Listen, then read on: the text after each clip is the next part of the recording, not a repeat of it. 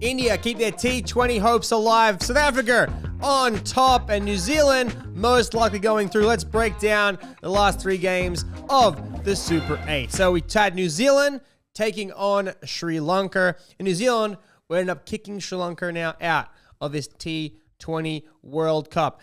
Allen and Seifert they're like the top 2 best opening partnerships in the game right now. Both out early. And they were 2 down for 44 after 6, New Zealand.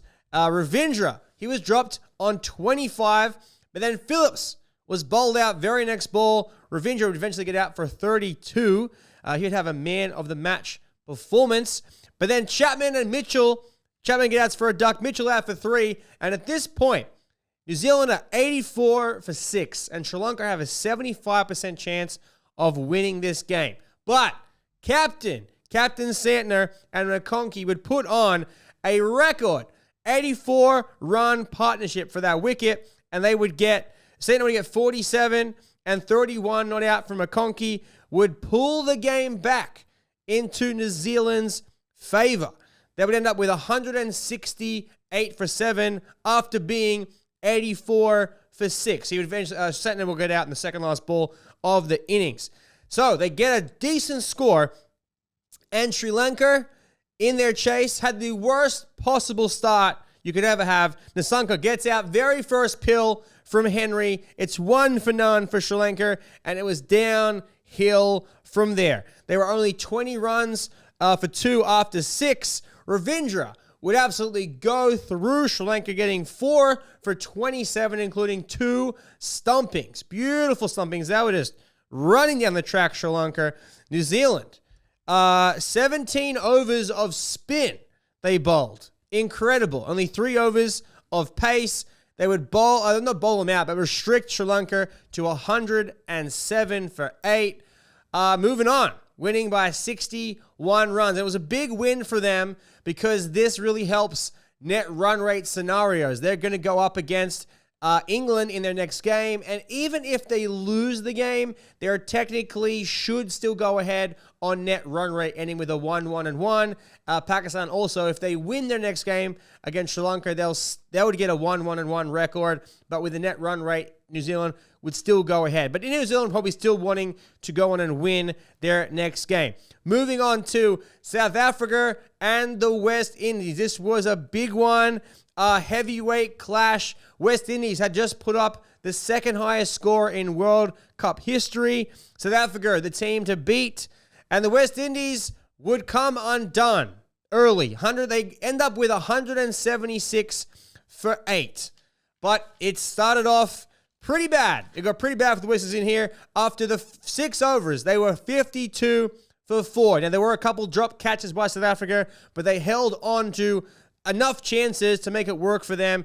Hetmeyer wasn't able to fire. He was only got 2 runs. Now, I mentioned in the last pod that he was dropped on 6, and the chat was all up in arms. Oh, you can't include catches and drop catches into the stipulations of how it pans out.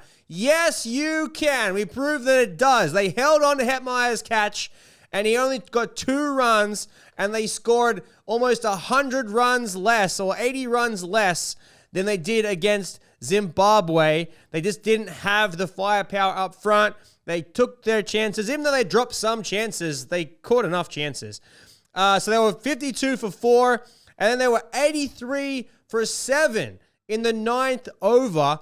Enter Mario Shepherd and Jason Holder. They would save the game, or at least put up a good score for the West Indies. Shepherd would score his first ever T20 World Cup 50, 52 off 37, and Holder 49 off 31. That would put up a record 8th wicket stand of 89 runs, getting them to 176 for 8. Rabada, 2 wickets for 22. Bosch, 2 for 31. And Nagini, who finally got some wickets after his really good bowling spell against India, picks up 3 for 30. Then South Africa, in reply, now you're going to call these two the best opening partnership going around right now. Markram and QDK, Quinton de Kock, would put on 95 runs for their opening stand. Beautiful. It's their third 50-run partnership of this World Cup so far. Markram, not out. 82. Quinton de Kock, 47 off 24. And Ryan Rickleton, he comes into the crease at number 3, who had been the opener. And they were saying that they couldn't put Rickleton and Quinton de Kock in the same team. They're basically the same player, but played such a good role, has been such a good asset to this team, coming back into the side after originally being left out. They get it done. They get it done in 16.1 overs, winning by 9 wickets. Absolutely incredible. They got their 150 come up in the 14th over, which was kind of like on par to really score like 250-ish, kind of like what the West Indies did. Incredible. They batting really well and just didn't look in doubt. They batted. And Quinton de Kock started off really slow, but then accelerated. He really played in the first 7 overs. He was just being the man at the other side for Markram. Markram went hard early, and they kind of switched roles a little bit. Quinton de Kock started hitting it, and then he eventually got out, and then Rickleton got in. He pushed the number envelope a little bit, and they just batted really well. Again, you got to say, South Africa have to be on top, have to be the number 1. They're still undefeated in this World Cup so far, looking really good for them. Into the next game just happened. India versus Zimbabwe. Must win for India to keep their hopes alive. They would get it done. Not only would they get it done, but they went out there on a mission to destroy. They posted 256 for 4, beating the West Indies' top score of 254 just a few days ago, now posting the second best score in T20 World Cup history and the best of this World Cup. And it's also India's top score, 256. Samson, 24 of 15. Ishan Kishan would get dropped and eventually post 38 of 24. Abhishek Sharma, he would get his 9th career 50. He'd get 55 of 30 deliveries. Sky would get dropped. He would get 33 of 13. India, this is their highest score power. Hardik Pandya, he gets 50 of 23. They hit 17 combined sixes, India. This is the equal most sixes they've posted, 256 for 4. And their Zimbabwe were never really in it. My mate, got to give a shout out to my mate, Brian Bennett. Unfortunately, finds himself 3 runs short of a century. And I have to point out some of the worst strategy, cricket management happened. I don't know if he personally said to the guys, like, just score as many runs as we can. Don't worry about my century. But in a situation where you know you're going to lose, but you have an opportunity to score 100, I think it's okay to be a little selfish and hog the strike and make it a reality for you to score 100, even if you lose the game.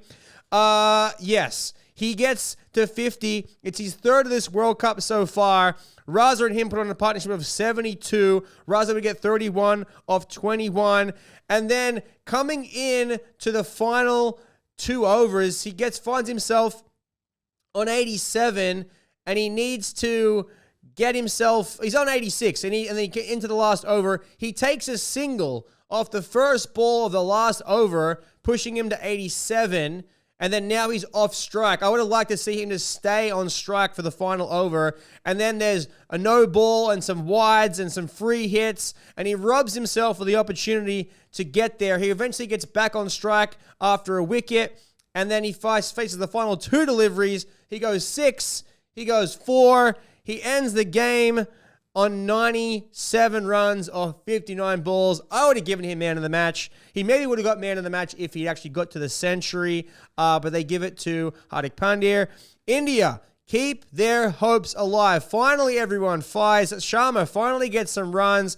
They're going to be happy with that. Hardik Pandya gets a 50, and just that top 5, 1, 2, 3, 4, 5, even 6, even Varma, he got 44 off 16. They all chipped in and all contributed, which is good for India.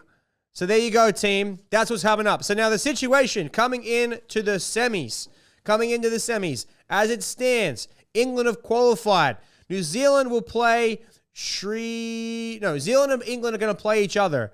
And like I said, New Zealand are 1 have one win and they have one no contest. So even if they get the loss, there would be equal points if Pakistan win. So if New Zealand win, they go through. If they lose, they still probably go through, even if Pakistan does win. In Group 1, it is down to a shootout between the West Indies and India. They're both right now on one win and one loss to play each other. It doesn't matter what happened with Zimbabwe, because Zimbabwe, it doesn't matter.